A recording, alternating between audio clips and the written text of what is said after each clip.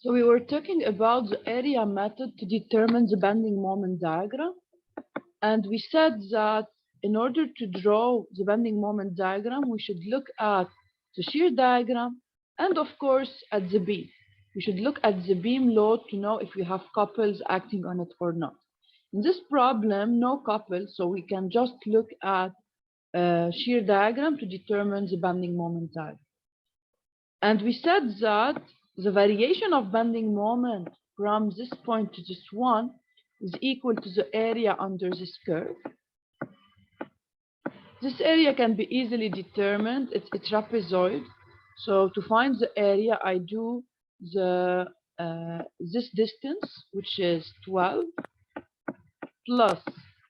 So this is the small base. This is the largest base. So plus 72 over 2 times the height, which is the distance from A to C.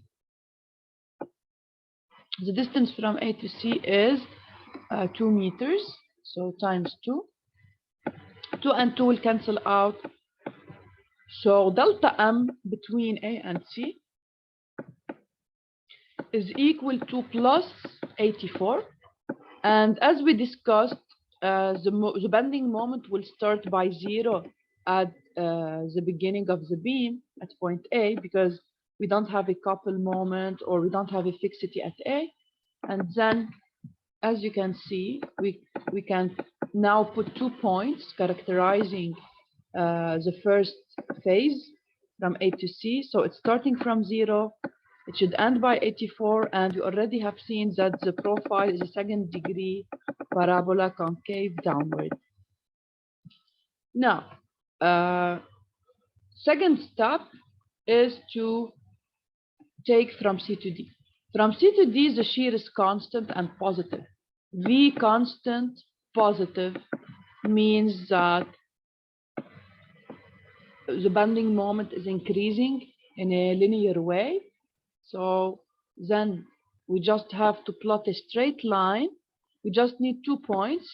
The slope of the straight line is equal to the value of the shear. So we can just put here slope equals to 12.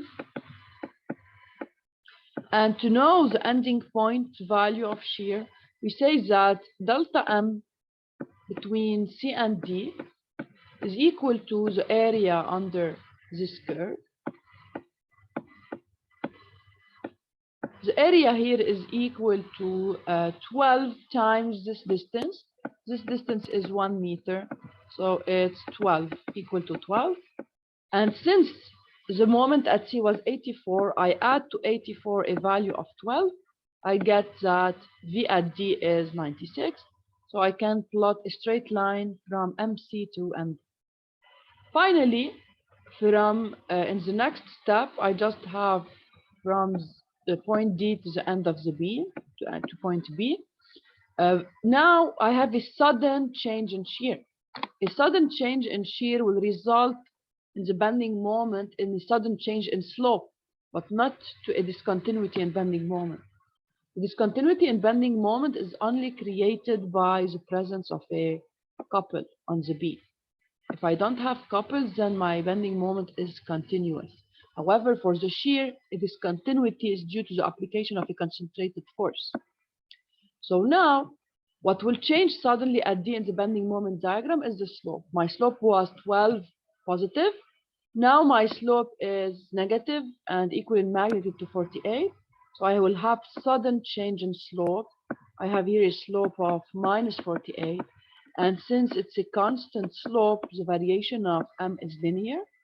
And I should verify that my bending moment should end by 0 at B.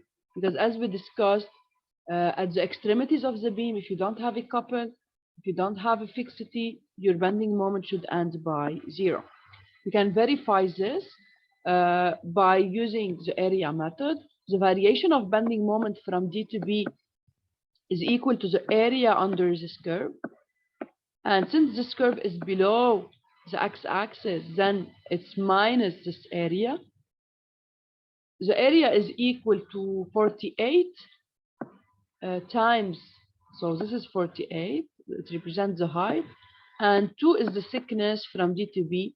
So delta M, we can say that delta M from D to B, which is equal to M of B minus M of D, is equal to minus 96.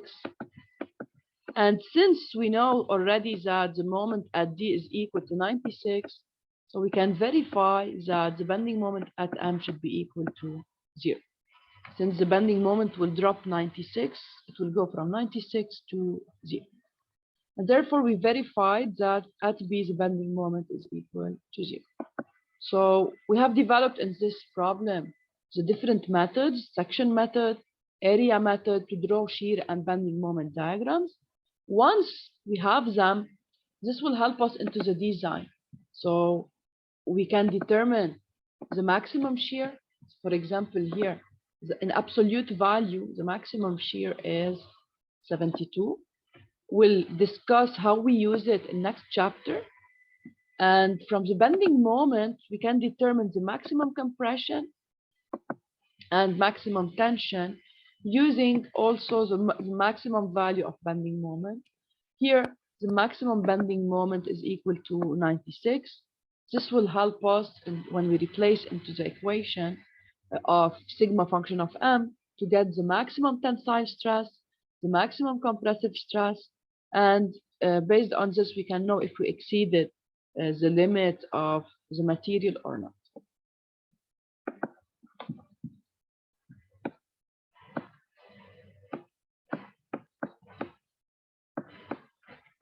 Another example, in this problem, we give the cross-section of the beam. We have a rectangular cross-section of 20 millimeter by 30 millimeter, and we give the external load acting on it. The question is to draw first the shear and bending moment diagrams for the beam and loading shown, and to determine the maximum normal stress due to bending. So whenever they just say maximum normal stress, then it can be a tensile stress or compressive stress. They didn't specify. So you calculate both and you select the largest one. In this problem, they will be equal. Why? Because of the cross-section.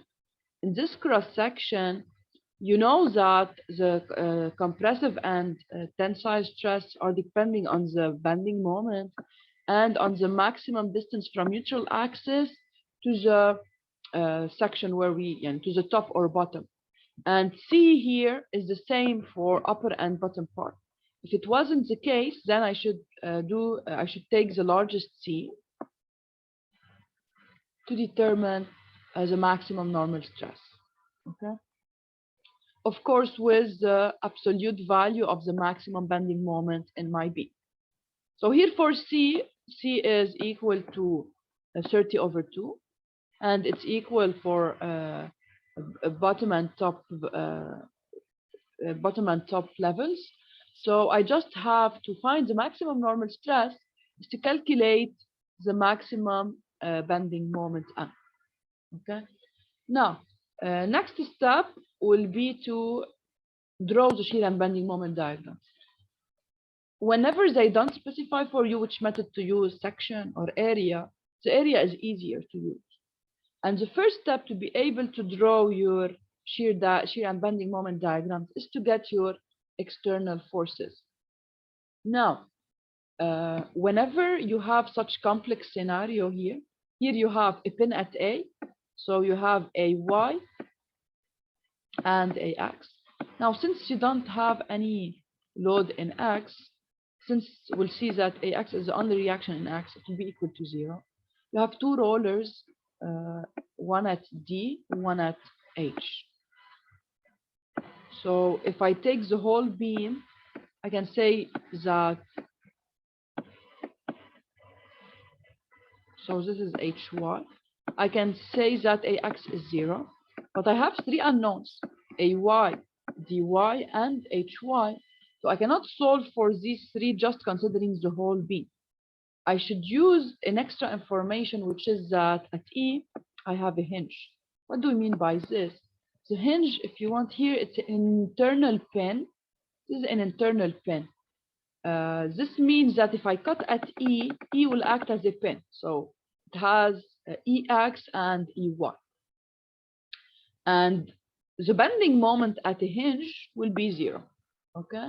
So I can say the information I can use is that bending moment at E is equal to 0. Okay? Now, if I want to find all external reactions, I can just say, let me start by part DH. Okay? If I start by part DH, I can easily solve for EY because I have just two unknowns, HY and EY. I can find then the value of EY. And from here, I can go back to part AE. Because, you know, by action reaction, okay, when I put here EY, this is the action of beam AE on beam EH. So by action reaction, when I take now the free body diagram of AE, I will take EY downward, and I can then calculate the value of AY and DY.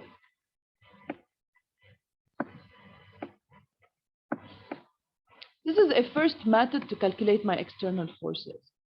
Okay. Now, let us do this in detail. You can also use the concept that bending moment at E is 0. So you can start to say, since bending moment at E is 0, then I can calculate by doing sum of moments about E equal to 0, I get HY. And then I move to the other point. Okay. But it's the same concept. So the first step is to draw the free body diagram of EFGH. We'll start from it because it includes less unknown. When I cut at E, I can consider that I can find the bending moment at E and the shear at E. But since it's a hinge, I know already that the bending moment at E is 0, and I will profit from this information to get HY. So I start by saying, let me do sum of moments about E equals to 0 and drive my equation. I take a positive direction. They consider here's a positive direction counterclockwise. So I have first the moment of this force. This force is equal to 40.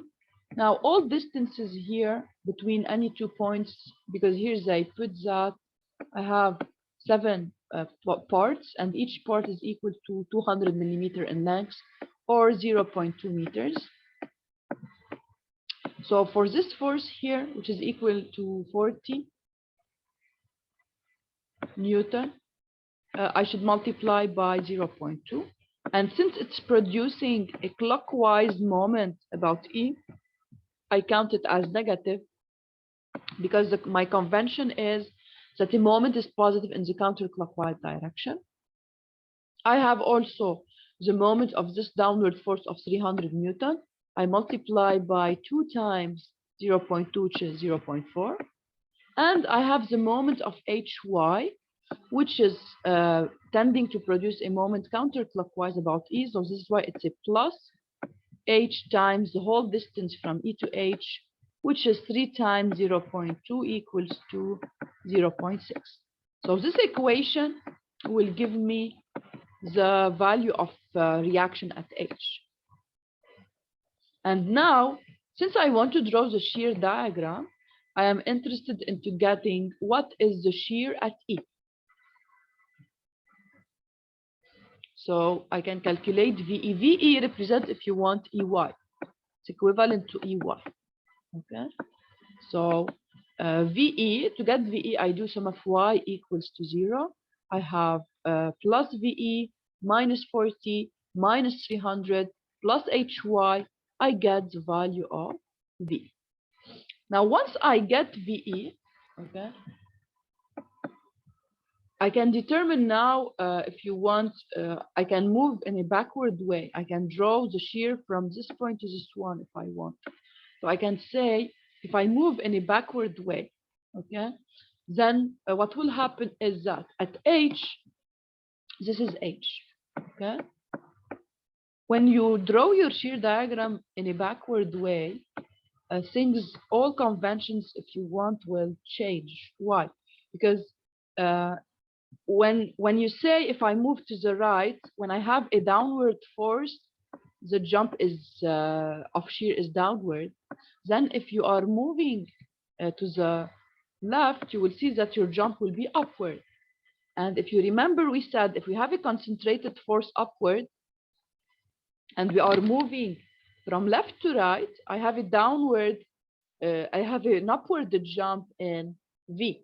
However, if I move from right to left, so if I'm drawing my shear in the reverse direction, if I have an upward force at H, this means that I will have a downward jump in my shear.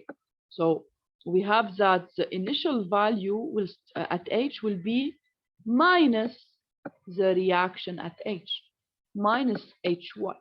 The reaction at H is 213.33 Newton upward. This means that I should move, I should start by a negative value of shear, which is minus 2013. If you remember, we said before we can verify this because just after the reaction, the upward force will do a, when I move to the, when I move like this and I'm looking from left to right to my diagram, I see an upward jump. This upward jump is due to the presence of this upward force. But when I move in my diagram like this, then I will see that it's a downward jump. So I will start by minus 213. If you look at the load diagram, from H to G, you don't have any force acting on your beam. This means that you will maintain a constant value of your shear until G, okay? And then at G, what do we have? We have a downward force of 300 Newton. So because we are now moving in the diagram from right to left, this will correspond to an upward jump. So I will jump upward a distance of minus 200, a distance of 300. So my final shear at, my value of shear at this point will be just after, if you want, after I pass point G. So you have what we call G minus and G plus. G plus is the point just after G. G minus is the point just before G. So I can say that at G minus, I have a value of shear equal to minus 213 plus 300. This will give me a value of 87. Now, if I continue to move from G minus to F, I have no load, so the shear will be maintained constant at a level of 87. Then I have at F a downward force. So because I'm moving in this direction, this will correspond to an upward jump of 40. So I should add to 87 plus 40. And then I will get that between E and F, the value of the shear is equal to 227. And I can verify then that the value of shear here, okay, at E is equal to the upward reaction, okay? Because if I start from E towards H, we know that at E I have an upward concentrated force. This will lead to a start by a value at V, a shear value here, equal to the reaction at E, which is 127. So I verified my value of the E here, which is 127. And then I can continue. Here you have just a small difference because look, at H they started by, instead of minus 213.33, they just put minus 213. But if you want to be very specific, you will start here by minus 213.33, and then you will end up by exactly 126.67. Okay, so now we are done with the first part. We can move to A, B, C, D, E.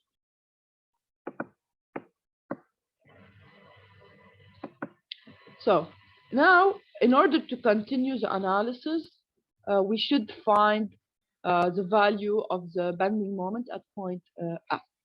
Okay, so we know that if you go back to this figure, here, if you want, we did the shear method together. We did the shear method together to find V at the area method to get F at different the shear value at different points. But here they are doing calculations. You can do also calculations. You are free to use the method that you want. It's enough to get the value of VE to deduce all other values. Okay, and then you can draw your shear. If you want to draw now the corresponding bending moment diagram between points H and E before continuing the shear for the second part, you can or use the area method, or also you can use calculations as I did here. We'll do both. Okay, so if you want to use the area method to get your bending moments at different points, you just have to say, let me move as we did from H to E, or from E to H, and you can move in the direction you want. I will just move from H to E to show you how things will differ if you move in a different direction. So first at H, you know that you don't have a couple, you don't have a fixity. You should start by a bending moment of 0 at H. Now, if you look at your shear diagram and you want to use the area method, now as I told you, since you are moving backward, conventions will change. So when V is negative, then for you the bending moment is increasing. Okay, because when you move in this direction, you will see that your bending moment will decrease, and since you are moving in the backward way, you will see the opposite. So because V now is constant negative, then when moving from H to F, you have an increase in bending moment, and to determine this increase, you get the area under the curve. And because V is constant, then M will be linear. Okay, so you need to know what is the value of bending moment at this point. The bending moment at this point is equal to the area under this curve. The area under this curve is equal to 213 times the distance from this point to this one. Okay, which is equal to 0.2. So in this way, this point is called G. Okay, so in this way, you can determine the bending moment at G. The bending moment at G is 42.7. Okay, now next step is to find at point F what is the bending moment. Now at point F, similar method. Okay, I say from between G, this is G, this is F. Between G and F, the shear is constant. So, and it's positive here. Because the shear is positive here, when I move from right to left, I will see that the bending moment is decreasing in a linear way. To know how much it's decreasing, I find the area under this curve. The area under this curve is 87 times 0.2. So I will know how much I should drop. So I go downwards the value of this area, and I find what is the bending moment at F. You can verify this by another method. They did here if you want the section method at F to determine what is the bending moment at F. Let us do their method. So you already determined the shear at E, and you are interested into getting what is the bending moment at F. So all you have to do is to say, let me do a section at F and draw my figure. I have the shear at E known, 127 nearly. I have, since if you want, I kept this part, I kept the left part. So the convention V is positive, downward because it will rotate in this way clockwise about E. And M at F is counterclockwise to compress the upper part. To get the value of MF, all I have to do is to do sum of moments about F equals to 0.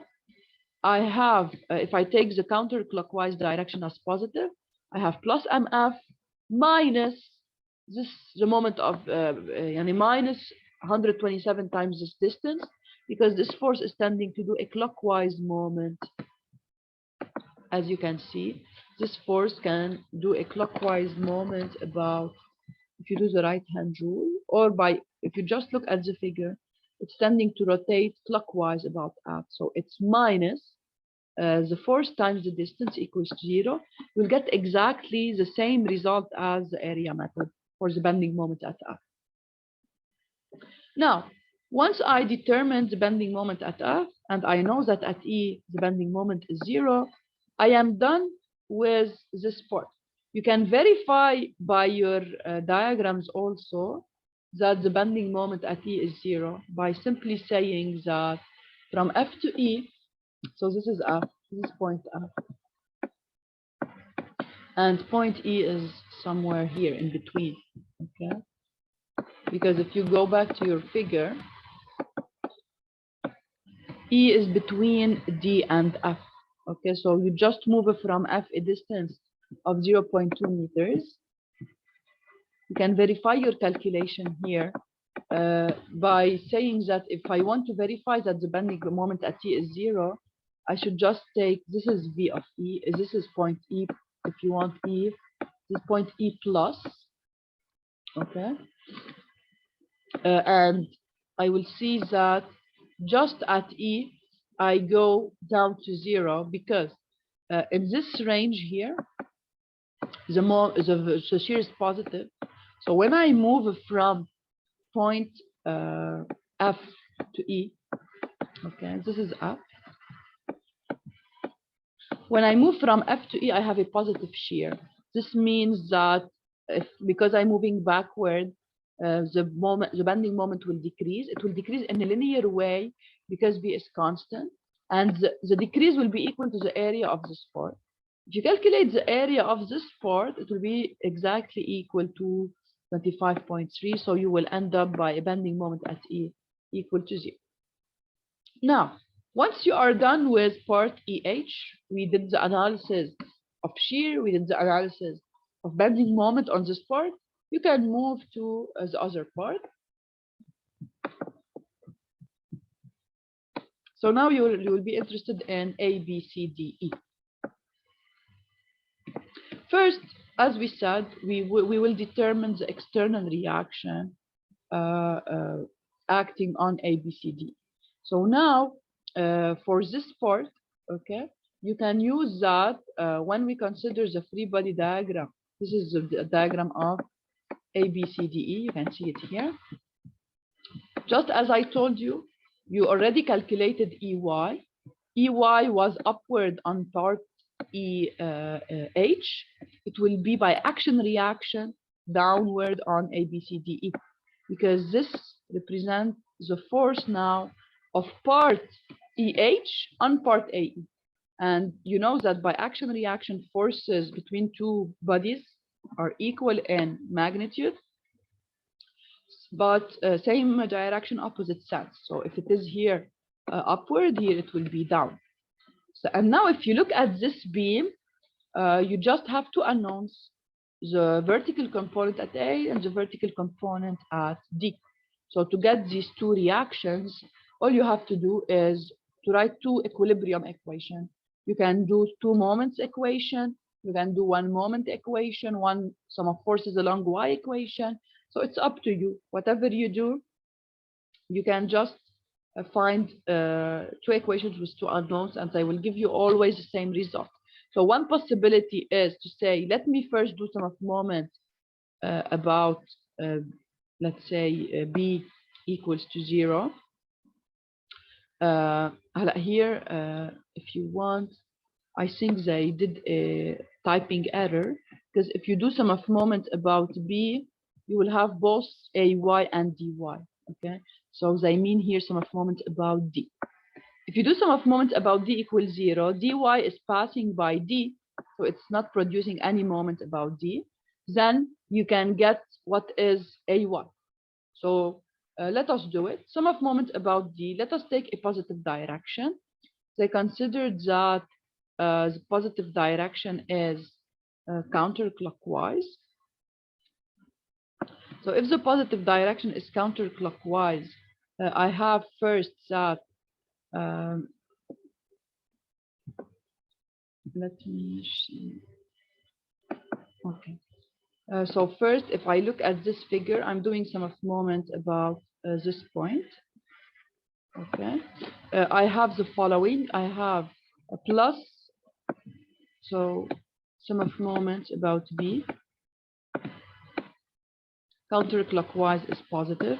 Which forces are producing a moment about D that is positive? You have the 30 Newton force. This is 300. The 300 Newton force, the other 300 Newton force are doing positive moments. So about D. So you have plus 300 times 0.2, this distance. And also plus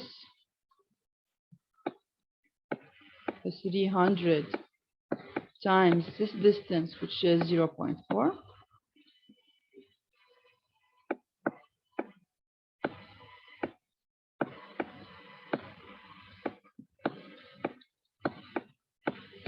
And then you have the moment of this force. This force is doing a clockwise moment about D. So it's minus 127 times 0.2. And concerning the reaction at A, the distance from A to D is 0.6. So it's doing a clockwise moment about point D. So it's minus, sorry, because it's clockwise, minus 0.6 times AY equals 0. Then you can get your reaction at A. Okay, so here they did some errors in this equation. This should be first about D, and because A is producing a clockwise moment and the convention is counterclockwise, it's minus 0.6A plus 0.4 times 300 plus 0.2 times 300 and minus 0.2 times 1 to 6.63 equals to 0. This will give you the value of A, Y. Now, in order to get the value of D reaction or dy, then you will repeat the same procedure by doing sum of moments about A equals to 0. Or if you want, the second possibility is to say, once I get a y, let me do sum of y equals to 0 on my beam. So I have plus ay minus 300 minus 300 plus dy minus 127 or 126.67 equals to 0, and then I get the value of dy. So you are free to use the equation that you want. At the end, whatever you use, you'll get the same result. Okay, once I determined now my external reactions, it's very easy to continue. I can use the area method to draw my diagrams, or I can use, as I did, to get bending moments at certain points, I do a section at these points. But the area method is much easier for you to do. Okay, so let us do, if you want, both techniques. As you can see here, what they did is to get the bending moment, instead of getting the area method, they first they did sections at the points of interest. So one section at B, one section at C, one section at D to get the bending moment at D. For shear, they didn't do the calculation because it's very easy. By the area method, you can do it in a very simple way. But also you can do it by calculation, by just saying for each section, I do sum of forces along y equal to 0. So for example, if I started by doing a cut at B to get a bending moment at B, I do sum of moments about B equals to 0. I have just the moment of the force at A. So it's because it's a clockwise moment and I considered the counterclockwise as positive, it's minus 0.2 times the reaction at A plus bending moment at B equals to 0, I get MB. To get the shear at B, I can just say we have plus 257 point, so the value here, 0.78, I think, yes, minus VB, minus shear at B equals to 0. So I determine that the value of shear at B is equal to 257.78. Okay.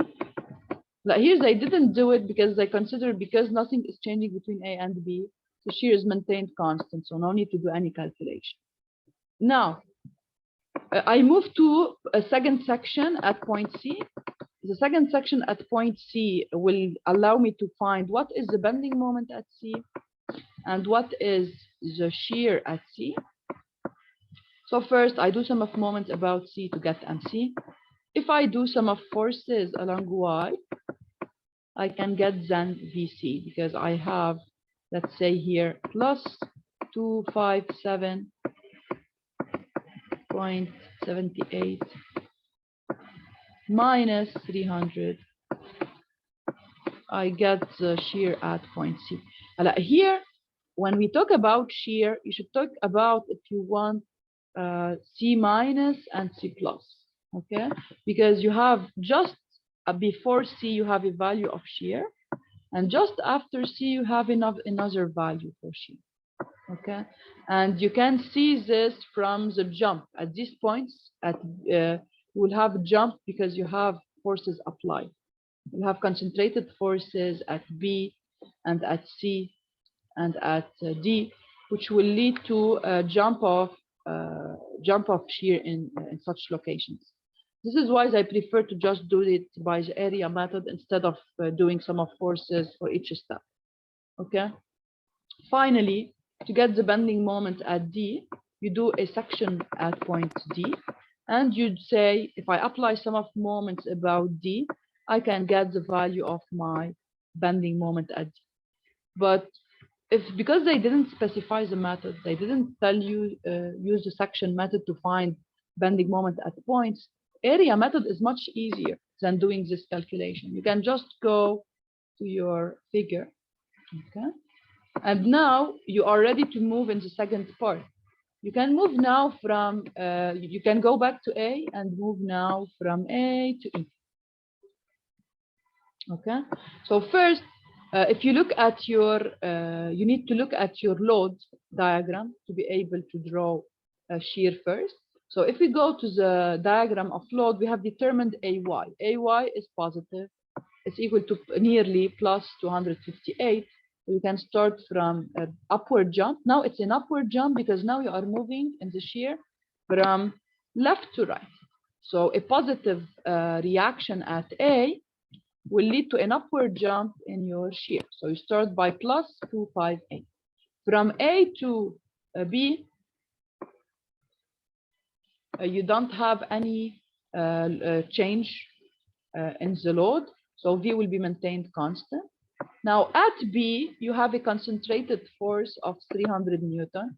So if you look at it here you can see it. This is the load diagram, the loading diagram. You have a positive reaction at A. This is why you started by an upward jump here. You started from 258. From A to B, nothing is changing. You have a constant load. Then at B, you have a downward concentrated force. So you should jump downward a value of 300. So you go from plus 258 to minus 43. Between B and C, you don't have anything. So it will keep, you have constant shear from between these 2 points. At point C, you have a downward force of 300. So you should do a jump of 300 downward, since so you will be at nearly minus 342. Here they should put the decimal points, okay? Because if it was exactly minus 43, it will be here minus 343. So don't round up, put always your decimal points to get exact values, okay? Now, from C to D, nothing is changing, so you maintain a constant load, okay? And then when you reach point D, you have an upward reaction at D that was calculated. If we go back to the value of dy, the value of dy is nearly 469 Newton. So you have an upward jump of 469, which will give you a shear at point just after D equal to 127. And then from D to E, you can maintain the constant shear because you don't have any load from D to E. And you can see also that this load will be maintained until F, because also from E to F, you don't have any load. Okay, so sorry, from F to G.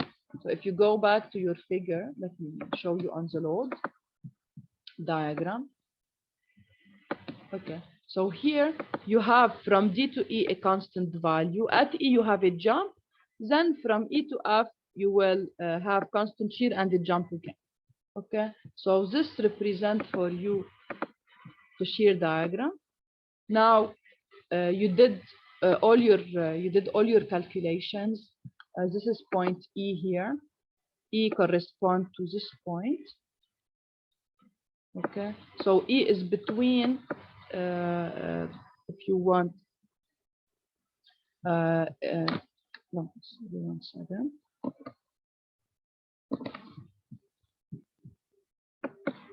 Okay, so you reached, if you want, the bending moment at this point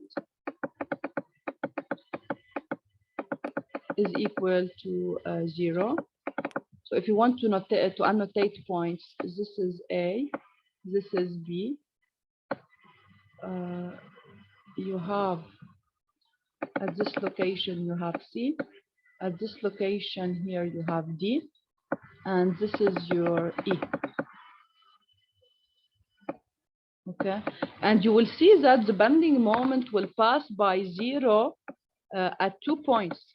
It will pass by 0 at E, and also it will pass by 0 at D. And this is expected. Why? Because whenever you have a pin, you have a bending moment at the pin equal to pin or roller. Bending moment at the point is 0. So if you go to your figure here, you expect that wherever I have a pin or roller, I have a bending moment of 0. So you can verify this from your diagram of bending moment. So at A, M is 0.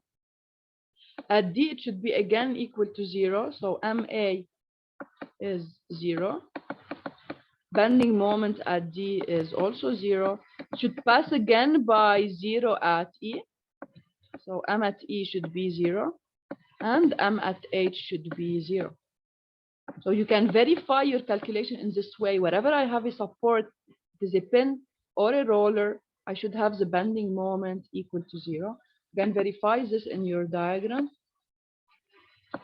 So your bending moment will pass by 0 at 4 locations: at A, at D, at E, and at H.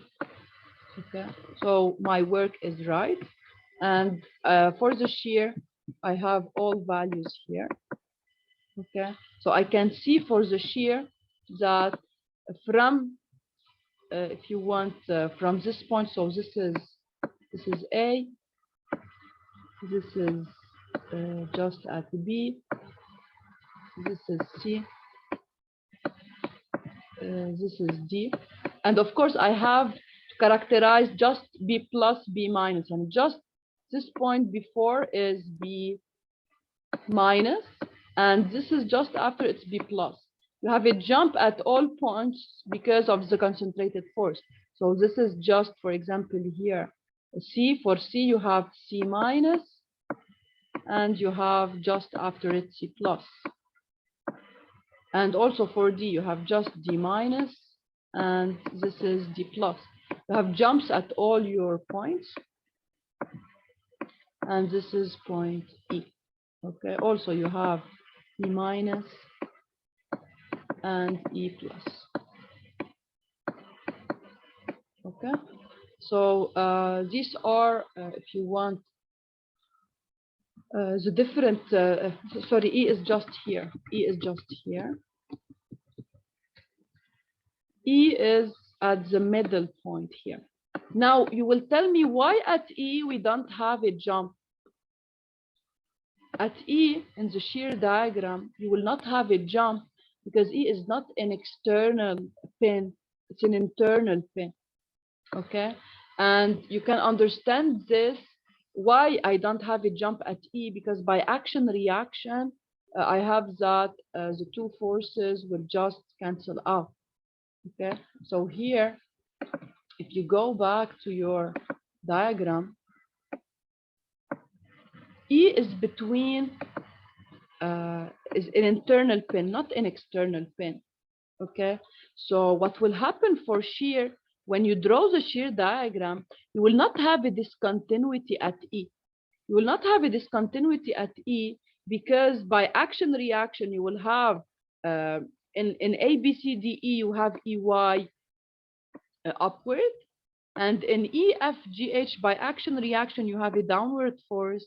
So these two will cancel out, and this is why for a hinge, for a hinge which is an internal pin, I don't have a discontinuity in shear. So this is why if you look at the shear diagram, you will see that from D to F I have continuous value of shear, because when I look at the whole beam from an external view, I don't see any discontinuity at E. I don't have any concentrated load at E.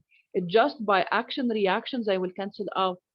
And just I can say that the bending moment at E is 0 because it's a hinge. And you can verify this from your calculation. So if you look at your diagram here, okay, E is exactly this point where the bending moment is 0, and it is just between the 2 points F and D. So this is D, this is F, E is just in between. And if you observe your diagrams, you will see that I will not notice E on the shear diagram because it will not cause any discontinuity. I can notice E on the bending moment diagram because at E, the bending moment is 0. Okay, so then this explains why from D to F I have continuous value. Okay, and then I have at F a concentrated force of 40. This is why I have a downward jump. And I have at a G also a downward force. So G is here. At G, I can identify G minus G plus.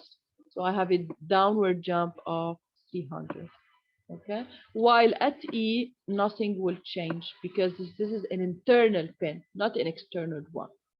Okay, so whenever you have a hinge, which is in like an internal pin, you will not observe a change of shear at the hinge, but you will observe a characteristic of the hinge will be that the bending moment should pass by 0 at this point.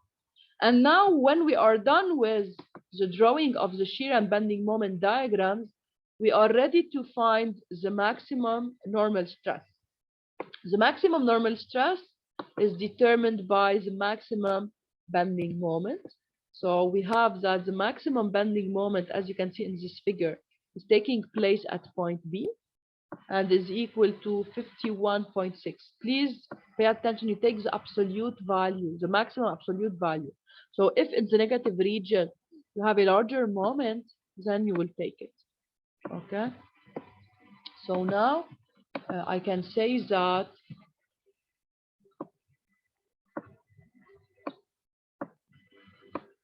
after looking at my diagram, the maximum bending moment in absolute value is 51.56, And now, to determine the maximum normal stress, we know that the maximum normal stress sigma is equal to m, the absolute value of the bending moment, m times c over I.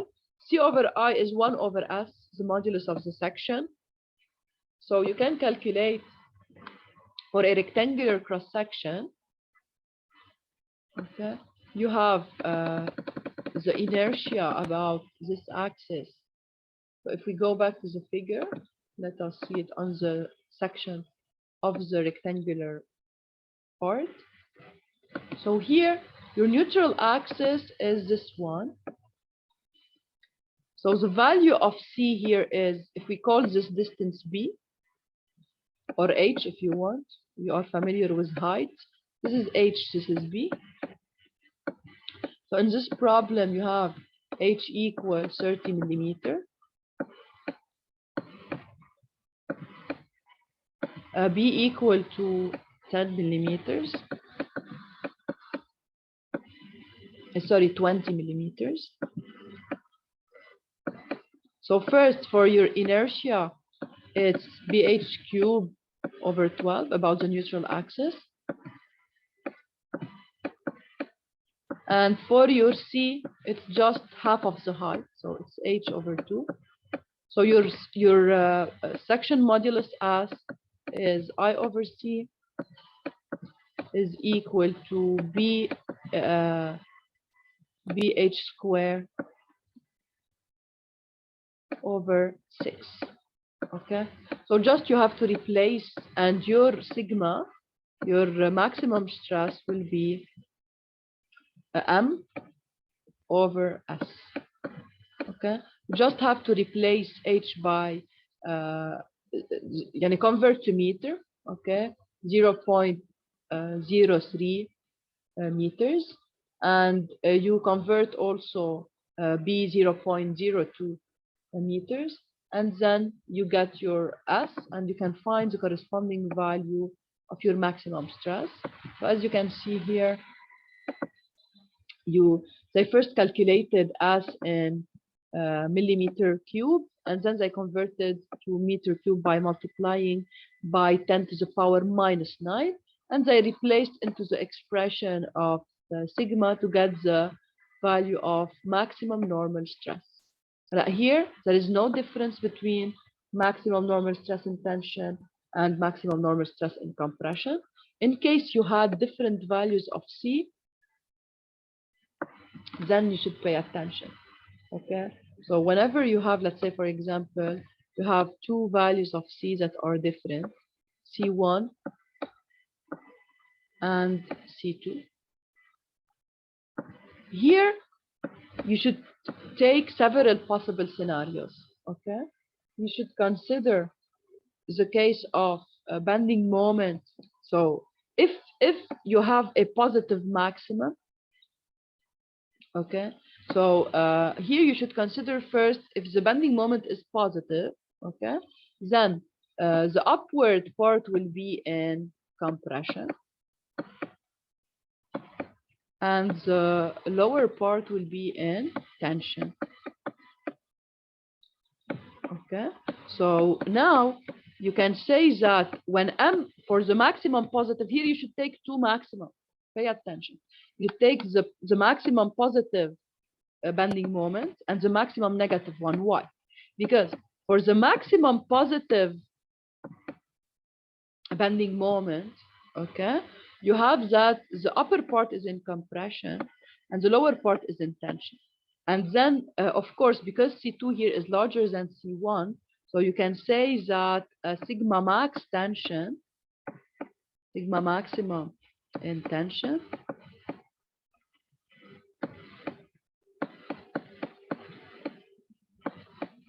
will be equal to the maximum positive moment